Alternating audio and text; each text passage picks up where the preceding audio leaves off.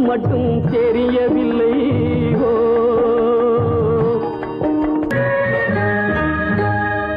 சாரமில்லா வாழ்க்கையிலே சக்கரம் போலே சுழலுகின்றான். ஈரமண்ணால் பல உருவை இறைவனை போலே படைக்கின்றான். நேரும் வளைவு நெளிவுகளை நீக்கி ஒழுங்கு படுத்துகின்றான். நேரும் வளைவு நெளிவுகளை நீக்கி ஒழுங்கு படுத்துகின்றான்.